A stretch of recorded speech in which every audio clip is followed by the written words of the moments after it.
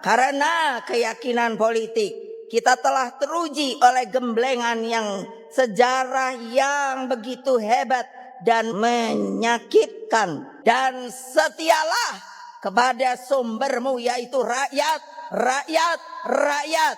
Siap. Narasi tentang tuduhan bahwa misalnya pilkada kemarin parcok gitu misalnya ya, atau apa gitu, itu kan Mbak Puan diem, atau Jokowi diserang Mbak Puan juga diem gitu. Jadi diemnya itu itu strategi atau kalah atau ngalah. Konflik Puan dan peran Anda ini kan bukan juga baru-baru, ini kan juga sesuatu yang sudah lama gitu loh. Dan kelihatannya ada yang maintain ini. Ada yang merawat konflik ini untuk kepentingan tertentu. Halo sobat-sobat sudut pandang, waduh gimana nih kabar kalian? Semoga baik-baik saja ya. Dan semoga selalu diberikan kesehatan. Seperti biasanya kalau barengan sama aku di sini, aku mau ngajakin kalian nih untuk mencari info menarik apa ya hari ini. Info, kalau bicara soal info kayaknya ada sesuatu hal yang menyenangkan untuk kita bahas menjelang HUT PDIP di tahun 2025 ini teman-teman. Kira-kira soal apa ya? Yuk, mendingan langsung aja kita tonton videonya berikut ini. Ingatlah bahwa rakyat itu adalah cakrawati perjuangan kita. Kepada mereka lah dedikasi politik selalu ditujukan. Kita berjuang karena keyakinan politik. Kita telah teruji oleh gemblengan yang sejarah yang begitu hebat dan menyakitkan, khususnya selama ketika masa Orde Baru. Karena itulah sebagai banteng-banteng PDI Perjuangan yang memegang kokoh Pancasila di dadamu, jangan sekalipun pernah gentar, sedikit pun menghadapi berbagai kepungan dan manuver politik praktis yang hanya sekedar menggunakan keinginan kekuasaan sebagai tujuan. Berpolitiklah dengan seluruh semangatmu, dengan nuranimu, dengan mata hatimu, dan setialah kepada sumbermu, yaitu rakyat, rakyat, rakyat. Siap. Ibu Megawati menyerukan persatuan teman-teman. Ini kalau penangkapanku ya, Ibu Megawati itu menyerukan persatuan, apalagi jelang HUT ini ya. Katanya jangan gentar gitu. Memang tidak gentar ya PDIP, terus-terusan melawan. Saking melawannya itu melawan antar saudara gitu menurutku ya. Ini sudah bukan hal umum lagi teman-teman, bukan suatu rahasia umum gitu loh. Ketika kabar-kabar mengenai keretakan ini sudah mulai muncul, keretakan di internal ya, ini sudah mulai muncul bahkan sebelum Pilpres ataupun sebelum Pilpres. Sebelum Pilpres ini sudah muncul isu-isu, suara-suara yang mengatakan ada keretakan di sini. Dan makanya tadi aku bilang jangan gentar untuk melawan penindasan-penindasan kalau misalkan yang dimaksud Ibu Megawati seperti itu gitu ya. Bahkan tadi sampai menyinggung soal rakyat, memang benar-benar pro rakyat banget nih PDIP. Kalau posisinya tuh kayak gini. Narasi tentang tuduhan bahwa misalnya pilkada kemarin parcok gitu misalnya ya, atau apa gitu, itu kan Mbak Puan diem, atau Jokowi diserang Mbak Puan juga diem gitu. Jadi diemnya itu itu strategi atau kalah atau ngalah, menunggu momen atau tadi gimana? Kan saya bilang ada dua kategori mas. Yang mendukung diam itu kan sudah mendapat zona nyaman, nggak bisa hilang kenyamanannya, kekuasaan dan lain sebagainya. Yang ribut-ribut begitu belum kebagian atau nggak kebagian mas. Ya, namun di antara sibling saudara ini memang terjadi rivalitas. Terjadi rivalitas. Oh, saya menyaksikan sendiri loh sebagai orang tua waktu dulu ya. Terjadi rivalitas yang luar biasa. Nah, bagi kader-kader PDIP, pilihannya adalah ikut Puan atau ikut Nanan gitu loh. Tidak ada pilihan lain. Makanya ada yang milih ke sana, ada yang milih ke sini. Jadi kalau Mbak Puan ikut mengkritisasi pemerintah dan Jokowi, kan tiap waktu bisa MD3, Pak. Iya, iya, iya. Iya, betul, betul. Ya bahaya kan. Nah itu logika-logika aja, Pak. Ya. Kita dan pengetahuan kita sejarah mereka di dalam itu seperti apa. Karena banyak kader-kader yang tidak memahami sejarahnya terbentuknya PDIP dari awal dan perjuangannya. Saya sih sangat sedih melihat ini karena saya ikut mendirikan dulu ya perjuangan saya keluar dari sebagai managing director bank besar, gaji besar. Saya harus keluar karena saya mendukung Mbak Mega PDIP. Ya. Lalu ketika Mbak Mega digempur oleh orang-orang Soeharto, saya tetap mendukung Mbak Mega. Sehingga mayoritas pengurus DPP-nya lebih besar daripada yang Balelo. Sampai semua selesai, sampai anduk putih dilempar. Kalau kalah ya kita melihat sebagai harus melakukan introspeksi. Ya. Dari introspeksi tadi, kita bisa memperbaiki situasi. PDIP ini adalah aset negara. Kalau dia bubar juga saya sedih sekali. Itu yang harus dijaga. Tapi siapa yang mau melakukan itu? Ya, mudah-mudahan pada nonton podcast Mas Sahal ini yang muda-muda gitu loh. Saya tidak ada kebencian pada siapapun. Saya masih merah nasionalis. Cuman bedanya saya berpikir merdeka gitu loh. Berbicara merdeka. Tidak ada kepentingan apa-apa. Dan ini kan juga kita melihatnya sebagai pembacaan dari luar gitu ya. Narasi tentang tuduhan bahwa misalnya pilkada kemarin parcok gitu misalnya ya atau apa gitu. Oh, kalau ini memang ketara sekali ya teman-teman ya. Bagaimana perpecahan kubu di antara PDIP ini sangat berbanding terbalik banget. Ada yang apa ya istilahnya, yang keras, ada yang diem gitu. Dua kubu ini kalau ibarat yang keras tuh contohnya kayak Pak Hasto, terus habis itu Bung Deddy Sitorus, terus Bung Adian Apitupulu, Bung Masinton, seperti itu yang bagian kayak keras-keras. Sedangkan yang berpolitiknya dengan cara yang sangat cerdik menurutku, itu kayak contohnya Ibu Puan, Pak Bambang Pacul, terus adalah gitu tokoh-tokoh lain yang menurutku ini sangat rumit kalau dibayangkan saja gitu loh, apalagi kalau ada di posisinya di dalam partai seperti itu, ya kan? Tapi kalau selama ini sih PDIP membantah ya kalau memang ada perpecahan kubu gitu ya di dalam tubuh PDIP, ya wajar aja sih ya gitu. Kita ulang sedikit dulu nih persoalan yang sempat mencuat ke atas, terutama sejak barangkali AI dan kita berdiskusi tentang skenario Pak Jokowi melakukan rekonsiliasi damai di PDP. Ini sebelum keluar SK pemecatan. Nah begitu. Supaya publik ingat ini timelinenya nggak berantakan gitu. Jadi ini kan lalu kita diskusi ini Bang Yusek ya. Iya benar. Sebelum pemecatan nih. Betul. Tapi kan kemudian keluar macam-macam retorika dari kubu Hasto yang intinya menolak apa yang dikatakan sebagai manuver damai Pak Jokowi itu, rekonsiliasi itu. Jadi, dan satu lagi kita tambahkan, pada saat Pak Guntur melontarkan itu di 2023 September juga, yang menolak itu kan orang yang sama, Hasto ini. Nah, sementara kita tahu bahwa konflik Puan dan Prananda ini kan bukan juga baru-baru, ini kan juga sesuatu yang sudah lama gitu loh. Dan kelihatannya ada yang maintain ini, ada yang merawat konflik ini untuk kepentingan tertentu. Kaitannya ke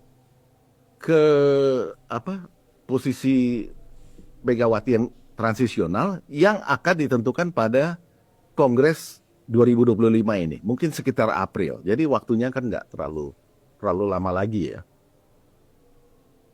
Nah kelihatannya ada yang ingin menjadi pahlawan, menggantikan skenario jalan tengah.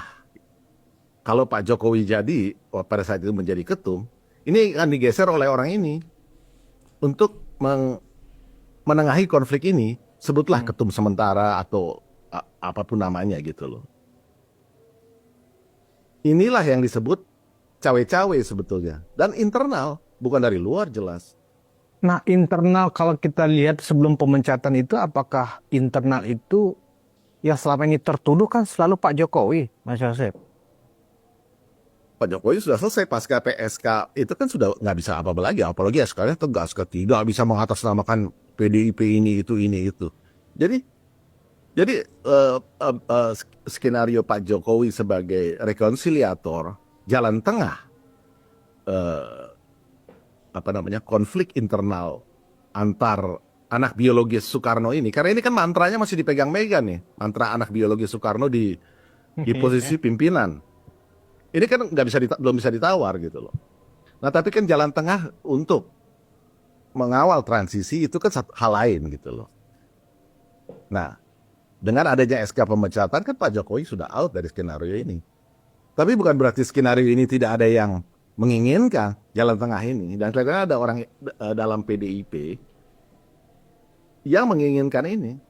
Menarik nih, kalau tadi kita sudah mendengarkan gitu ya, kalau di dalam tubuh PDIP itu memang ada keretakan dan itu sudah bukan rahasia umum lagi.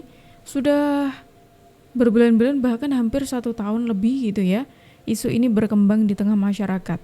Dan seperti kita tahu juga kalau kandidat terkuatnya mengenai calon pengganti Ibu Ketum itu adalah Mbak Puan dan juga Mas Prananda yang merupakan putra-putri dari Ibu Ketua Umum PDIP saat ini, Ibu Megawati Soekarno Putri, yang nantinya kalau menurut informasi juga akan dilakukan pemilihan gitu atau mungkin pergantian ketua umum, semisal akan ganti ya. Nggak tahu nanti kalau tiba-tiba Ibu Ketum kembali lagi, saya dengar-dengar ada yang mau mengawat-awat, jadi saya memutuskan untuk mau jadi ketum lagi. Siapa tahu kan, soalnya sebelumnya kan juga seperti itu teman-teman.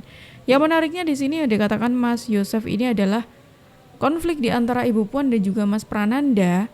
Ini memang sengaja dipelihara alias memang sengaja dipanjang-panjangin terus karena ada keinginan yang diinginkan oleh internal partai.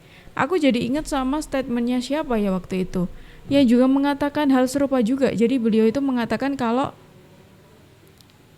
PDIP tanpa ada ketokohannya Bu Mega nggak ada apa-apanya. Jadi sempat ada suara juga kalau nantinya di Kongres itu bukan kok pemilihan ketua umum, tapi lebih ke pemilihan ketua harian kalau nggak salah.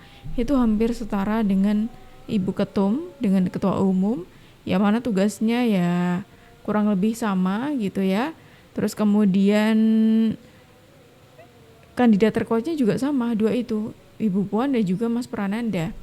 Dan hal itu juga menurut orang itu, saya lupa orangnya siapa gitu ya, yang pasti pengamat politik itu mengatakan kalau misalkan memang benar seperti itu gitu ya, itu akan ibaratnya menjaga PDIP ke depannya. Karena ya kembali lagi, tanpa ketokohan Ibu Mega, PDIP bukan siapa-siapa, bahkan bisa anjlok turun ke bawah. Gimana kalau menurut kalian? Nah teman-teman, sembari menunggu komentar dari kalian, ada yang menarik lagi teman-teman. Tadi kan aku sempat bilang kalau PDIP itu akan segera mengadakan HUT PDIP kan ke 53 kalau nggak salah tahun ini ya, tahun 2025 ini. Menariknya adalah PDIP ini, menariknya adalah di cerita sebelumnya alias di cerita soal HUT PDIP sebelum-sebelumnya di tahun 2024 dan juga 2023 ada kejadian menarik dan unik teman-teman. Lebih ke menarik sih ya untuk kita kulik lebih dalam lagi gitu. Jadi untuk soal apanya, yuk mendingan kita langsung tonton videonya berikut ini. Assalamualaikum warahmatullahi wabarakatuh. Shalom, Om Swastiastu, Namo Buddhaya, Salam Kebajikan. Yang kami hormati Wakil Presiden Republik Indonesia, Bapak Kiai Haji Ma'ruf Amin. Yang kami hormati Presiden kelima Republik Indonesia yang juga Ketua Umum PDI Perjuangan, Ibu Profesor Dr. Megawati Soekarno Putri. Yang kami hormati Ketua Dewan Perwakilan Rakyat Republik Indonesia, Ibu Puan Maharani. Yang kami hormati juga ada Mas Prananda hadir. Juga Ketua Umum Partai Politik, ada Ketua Umum Partai Persatuan Pembangunan Bapak Mardiono, Ketua Umum Partai Persatuan Indonesia atau Perindo Bapak Haritano Sudibyo. Juga hadir bersama dengan kita di sini Ketua TPN Ganjar Mahfud ada Bapak Arsyad Rashid. Juga yang kami hormati para pengurus DPP, para menteri yang hadir, dan juga para pengurus DPC, PAC, ranting, saya partai, seluruh simpatisan yang menyaksikan acara ini secara daring, ada 1,2 juta pengurus partai secara hybrid yang mengikuti acara pada hari ini. Mari kita pekikan salam nasional kita. Merdeka! Sosok Ganjar Pranowo tak tersorot sama sekali di acara hari ulang tahun ke-50 PDI Perjuangan yang digelar Selasa kemarin. Padahal Ganjar adalah sosok PDIP yang terhitung terkenal loh. Tapi kok kemarin sosok Pak Ganjar nggak dibahas sama sekali ya sama Bu Mega. Padahal kemarin sebelum acara dimulai, Pak Ganjar sempat digerubungi oleh kader-kader PDIP sambil diteriaki, Ganjar Presiden.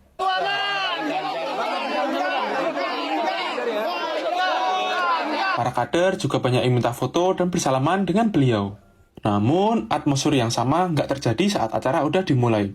Dalam pidato Bu Mega, nama Gubernur Jawa Tengah itu nggak sedikit pun disebut. Padahal, Bu Mega nyebut nama-nama lain loh, kayak Bu Retno, Bu Risma, Pak Ma'ruf Amin, bahkan Bupati Tasdi dan mantan Wali Kota Solo Pak Rudi aja disapa loh. Pak Ganjar juga nggak dapat perlakuan spesial sama kayak elit-elit partai yang lain. Beliau bahkan nggak dapat potongan tumpeng dari Bu Megawati. Habis itu, Pak Ganjar juga nggak duduk di kursi tamu bagian depan. Pak Ganjar harus rela duduk berdempetan dengan kader-kader lain di bagian kursi baris ketiga.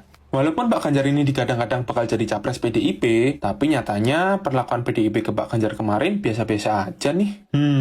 Kira-kira kenapa ya guys, kok Pak Ganjar terkesan dicuekin gitu kemarin? Dia hal yang menarik untuk kita kulik lebih dalam teman-teman. Jadi sudah di 2 kali HUT PDIP ada sesuatu yang sama gitu ya soal Pak Ganjar, yaitu pertama di 2024 MC-nya tidak menyebutkan Pak Ganjar Pranowo, padahal di situ relawannya Ganjar Mahfud aja disebut tapi Pak Ganjar tidak disebut gitu. Yang itu dipertanyakan oleh publik, padahal kalau diingat-ingat Januari di 2024 itu sudah dekat sekali dengan Pilpres, yang mana pastinya semua orang tahu dong ya kalau PDIP itu mengusulkan atau mengusung Pak Ganjar sebagai capresnya. Kemudian kalau kita tarik mundur lagi ke belakang di tahun 2023, hal serupa juga terjadi. Kalau ini bukan KMC-nya tapi ibu ketumnya yang tidak menyinggol Pak Ganjar sedikit pun. Biasanya kan ibu ketum suka membuat lucon atau mungkin menyeletukkan gitu nama, kemudian dikomentari gitu. Ya kayak contohnya waktu Pak Jokowi itu jadi presiden, Ibu Mega ketika acara waktu itu apa ya, HUT PDIP atau Rakernas gitu, tiba-tiba tuh nyeletuk Pak Jokowi kalau nggak ada PDIP kasihan deh. Nah itu salah satu bentuk celetukannya Ibu Megawati. Yang berbeda di 2 kali acara HUT PDIP Pak Ganjar Pak Ganjar seperti tidak dianggap gitu ya. Atau mungkin itu cuma perasaanku aja. Coba kalau menurut kalian gimana? Silahkan tulis di kolom komentar ya. Dan sobat-sobat semuanya, terima kasih sudah menonton video ini dari awal sampai akhir. Aku pamit undur diri dulu. Sampai jumpa dan terima kasih.